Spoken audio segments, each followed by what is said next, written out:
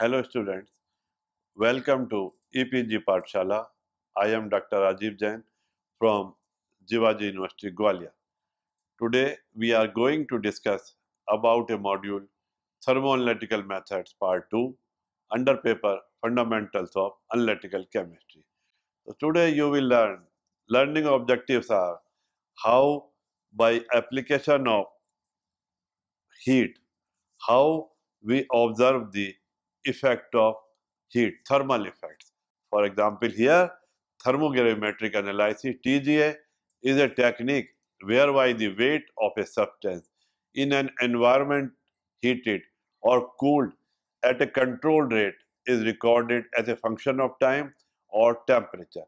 A plot of mass as a function of temperature provides both qualitative and quantitative information.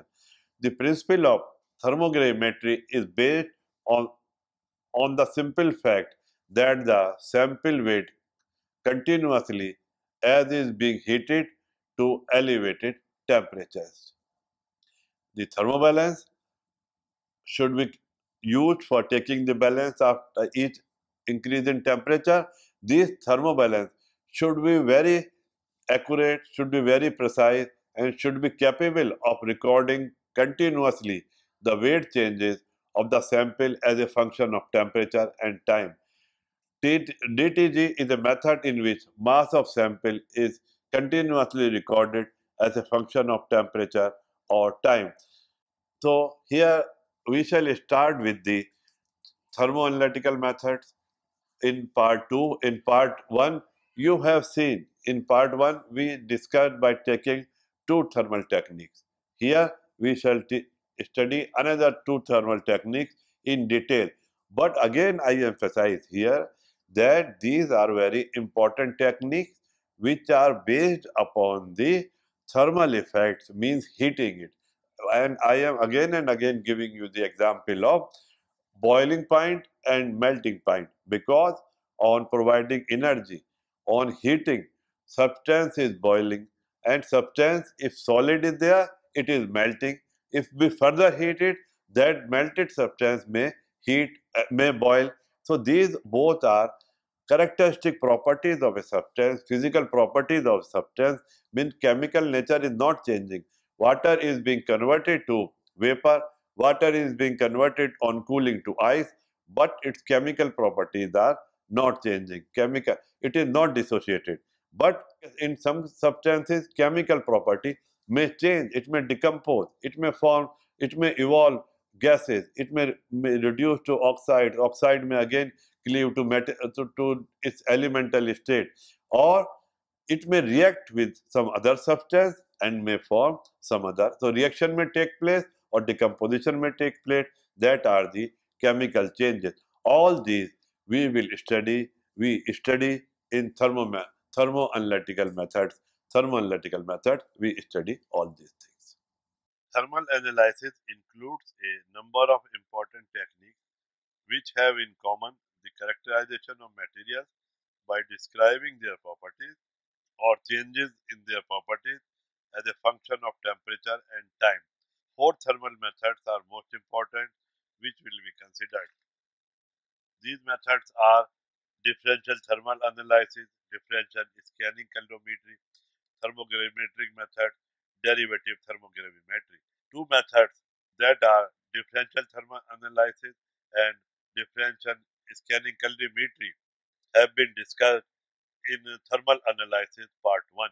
In thermal analysis part 2, that is in this module, our focus is on thermogravimetric methods TGA and derivative thermogravimetry, that is DTG.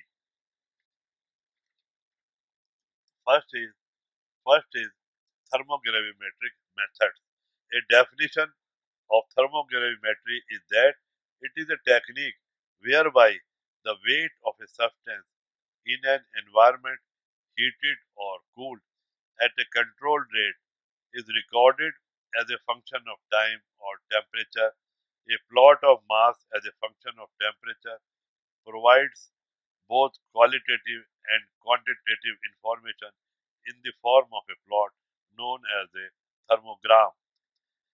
On the basis of method of heating or cooling and means of weighing, thermogravimetry have been divided into three types. Number one, isothermal or static thermogravimetry.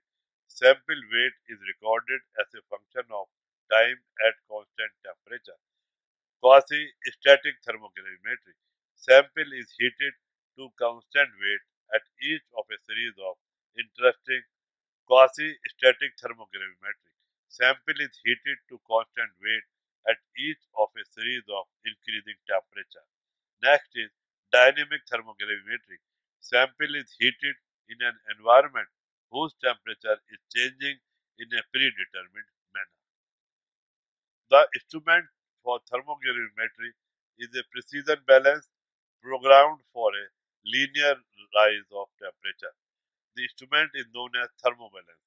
Results from the programmed operation of a thermobalance are represented by a plot of weight change versus temperature of time. This plot is referred to as the thermogravimetric curve or TG curve. The weight should be plotted on the ordinate with weight decreasing downwards and temperature T on the abscissa increasing from left to right as shown in figure 1. If one plots the percentage of the total weight, then the theoretical weight loss for the various stages of decomposition can be indicated directly on TG curves. On the other hand, if the data are plotted as a fraction of decomposed, then this is often plotted from 0 to 1 upward. Factors affecting thermogravimetric curves. If a system is studied by differential thermobalances, the shape of the TG curve obtained in each class will vary from instrument to instrument. Thus, it is difficult to make meaningful comparisons between TG data obtained on differential thermobalances in different laboratories. The difference in the shapes of TG curves may be attributed to different factors leading to errors. The factors which may affect the TG curve can be classified into the two main groups of instrumental effects of factors and the characteristics of the sample. So here in this module we shall study another technique, another thermal technique, that is thermogravimetry.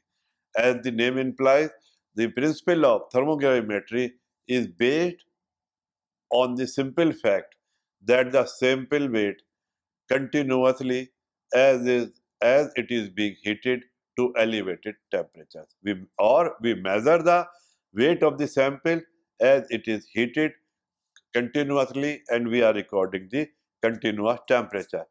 Manual recording is still used for long-term isothermal measurements, for example, with helix type of thermobalances. A modern thermobalance is shown in figure 2 because in this thermal analysis, the important thing is thermobalance. It should be very fine thermobalance, it should be very accurate, and it should give very accurate results. The various components of a thermobalance are recording balance, furnace, furnace temperature, programmer or controller, recorder, as shown in this schematic diagram of a modern thermobalance. It contains a substance comes in this, it is heated, it may lose its weight with temperature and with along with heating simultaneously it records the weight of the substance which is being heated. So this is the one of the modern thermobalances which is used in different thermoanalytical instruments. Actually, the balance is the most important component of the thermobalance.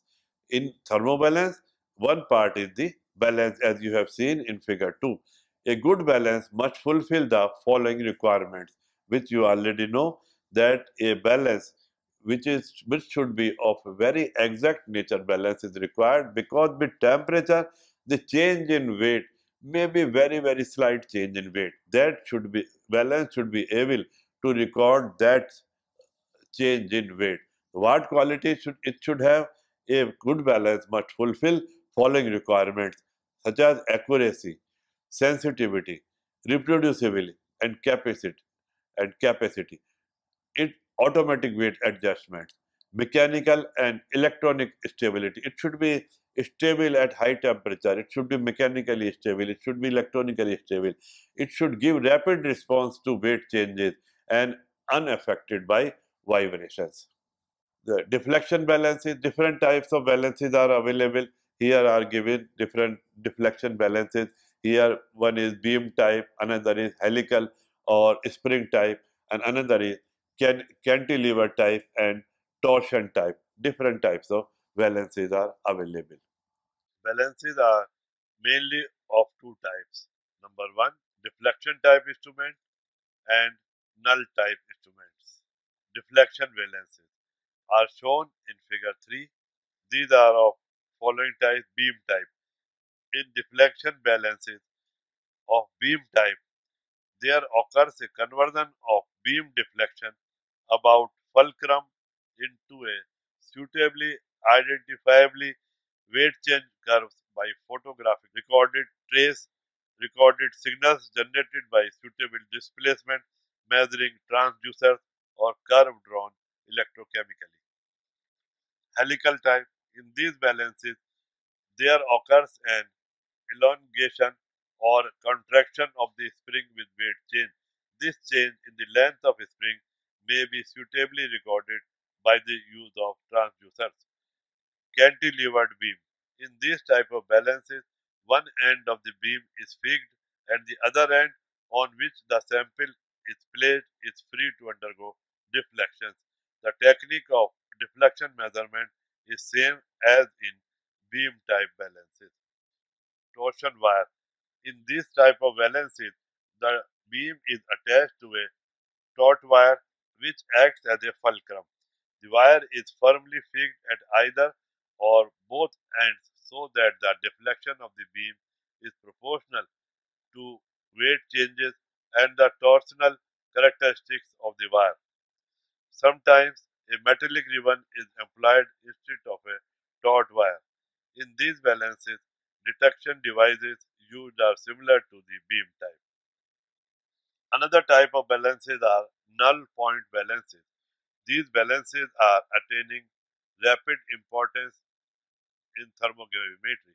In these balances, there should be a sensor to detect the deviation from the balance beam from its null position.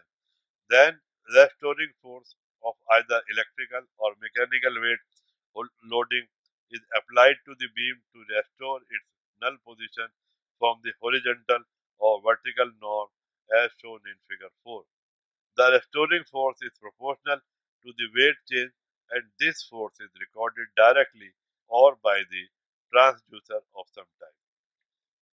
Instrument is sample holder. The geometry, size and material of the sample holder have an important effect on the shape of a TG curve. The size and shape of a sample holder depend upon the nature, weight of the sample and maximum temperature range to be employed.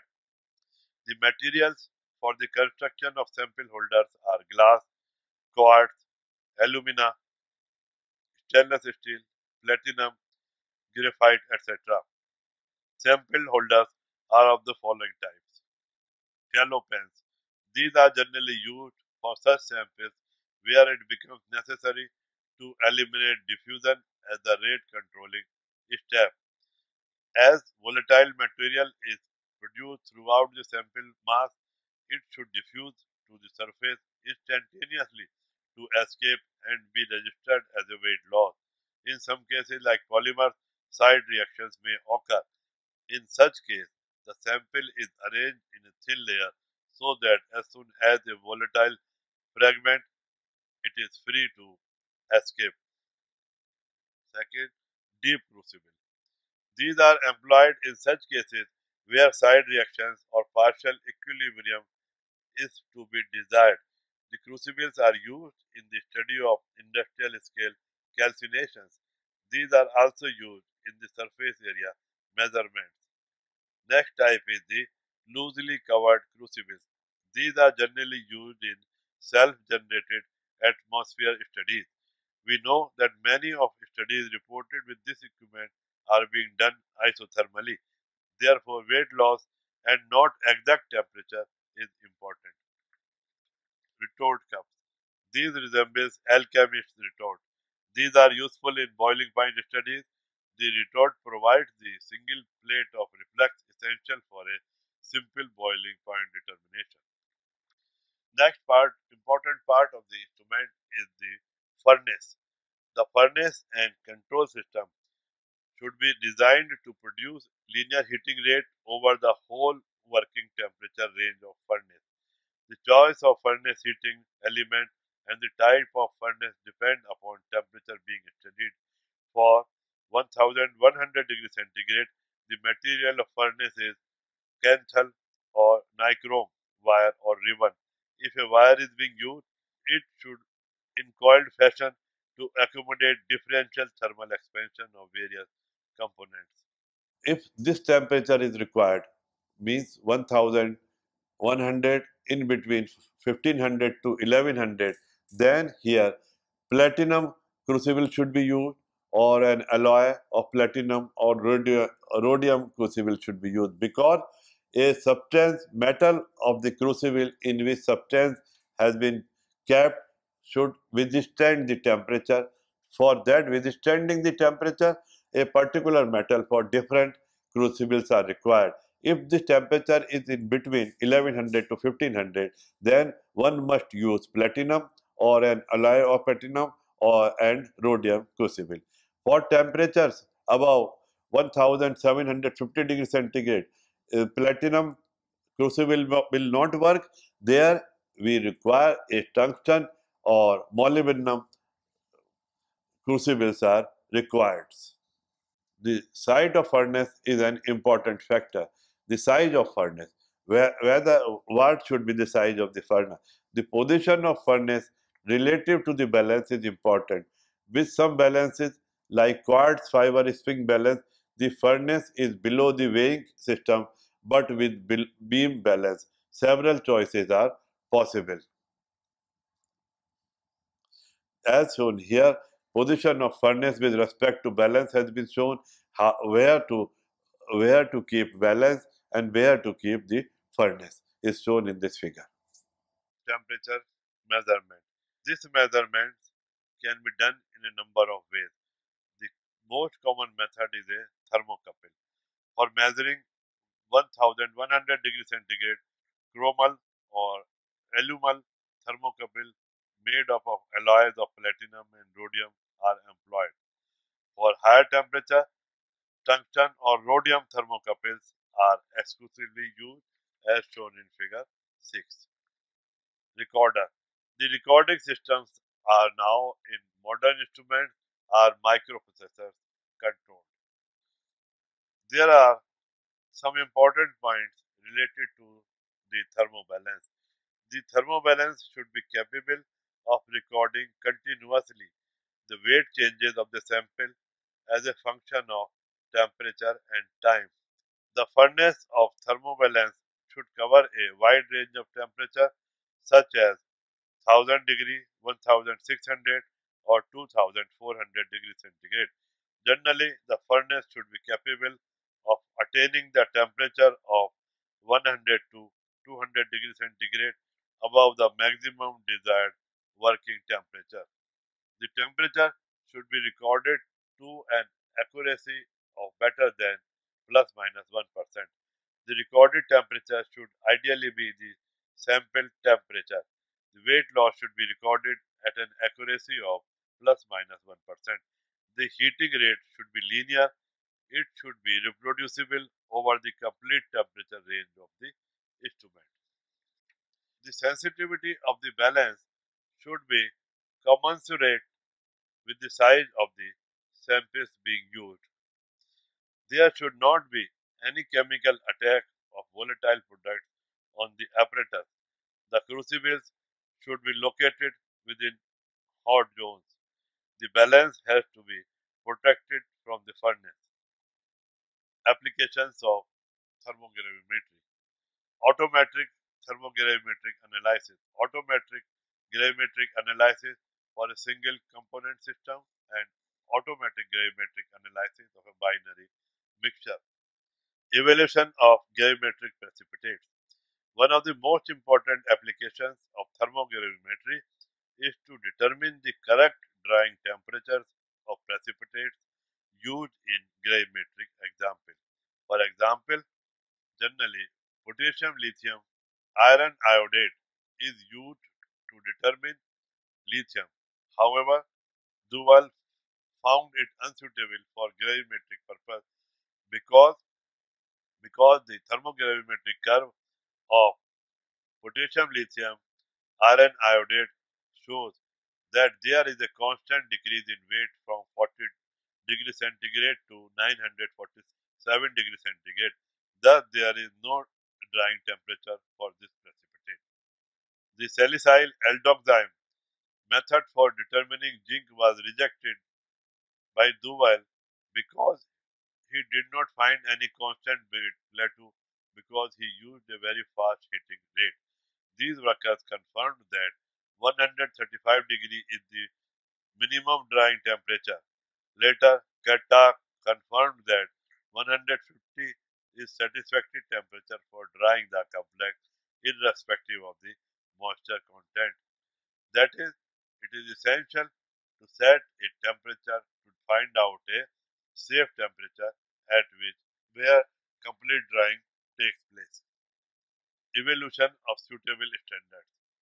Duval carried out a number of experiments on thermogravimetry to find suitable standards in analytical chemistry. Duval combined his thermogravimetric studies with IR absorption spectrophotometric studies in order to arrive these conclusions. He confirmed that the following substances cannot be used for preparing standard solutions: magnesium ammonium chloride, ammonium bicarbonate, and ammonium fluoride cannot be used for preparing standard solutions. He observed that following compounds are most suitable for preparing standard solutions: lithium sulfate monohydrate, sodium dichromate dihydrate, sodium cobalt nitrate, hydrogenium chloride, hydrogenium sulfate, ascorbic acid, and methyl glucamine. According to researches on various types of compounds, scientists advise that not to heat the compound above temperature given in table 1. Substance EDTA should not be heated above 109 degree. Urea should not be heated above 165 degree. Sodium fluoride should not be heated above 850 degree. Nickel nitrate should not be heated above 50 degree. Potassium hydrogen carbonate should not be heated above 125 degree, and nickel sulfate should not be heated above 100 degree. As an analytical tool, the thermobalance can be used in determining the purity of various substances. Another important application is in the Curie point determination. If a ferromagnetic material kept on a thermobalance with the pole of the magnet above the sample, the Tg balance will show the weight which will be less than the actual weight. Ferromagnetic materials lose their magnetism on heating at exactly reproducible temperatures on Curie points. A range of metals or alloys with Curie points between 150 degree centigrade and 1000 degree centigrade is available. In the Tg curve, the temperature at which the thermogram shows an increase in weight is the Curie temperature of this substance. Many organic compounds have been studied by DTA and TG using derivatograph, oxide mixture, and glass technology. Thermogravimetry has been used to study the reaction between certain oxides. For example, the system copper oxide, cupric oxide, cuprous oxide, chromium oxide was studied by this technique. Building materials. One of the interesting examples in cements is the study of a ternary compound in the system: calcium oxide, aluminum oxide, and sulfur trioxide.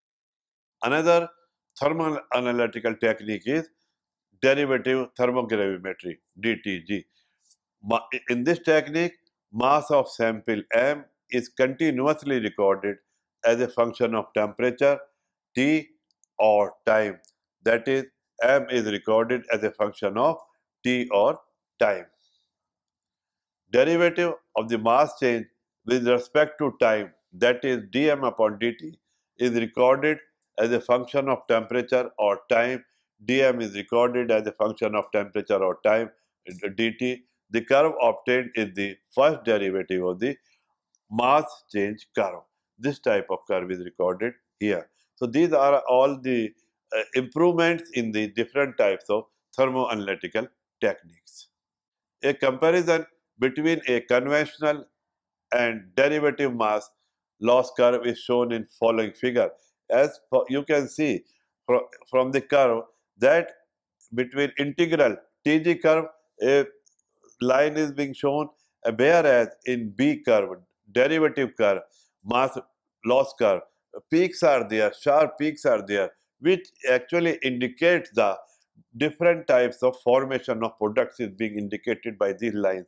Whereas in the simple curve, in a TG curve, these peaks are missing. A very broad humps are there from which proper interpretation cannot be made. But for precise interpretation, these DTG curves are important, where peaks are coming and these peaks can be interpreted. The derivative curve may be obtained either from the thermogravimetric curve by normal or by manual differentiation method or by electronic differentiation of the thermogravimetric signal. Necessary equipment is available for most thermobalances so that the DTG curve can be easily recorded along with thermogravimetric curve. It should be noted that the DTG curve and TG curve obtained under similar experimental conditions are, in case of DTG curve, are more informative, where different peaks could be clearly seen. Here, temperature used for the pyrolysis, in both the cases, the temperature is the same, but here the peaks in case of DTG curve are more clear and it helps in the identification of the substance to be analyzed. The curve shown above is a minimum in the DTG curve at the point of inflection of the TG curve. This makes identification simpler. Consequently, DTG is a valuable method of data presentation for qualitative analysis. So we can say, students, overall, thermoanalytical techniques are techniques whereby the weight of a substance in an environment heated or cooled at a controlled rate is recorded as a function of time or temperature. A plot of mass as a function of temperature provides both qualitative and quantitative information. I am again emphasizing on that by a single experiment we are getting qualitative and quantitative information. This is uh, uh, one of the aspects of instrumental analysis, that both type of information we get by a single experiment. The principle of thermogravimetry is based on the simple fact that the sample weight continuously as, a, as it is being heated to elevated temperatures. The balance has to be protected from the furnace, which is a very important point here. The balance has to be protected from the furnace. Thank you.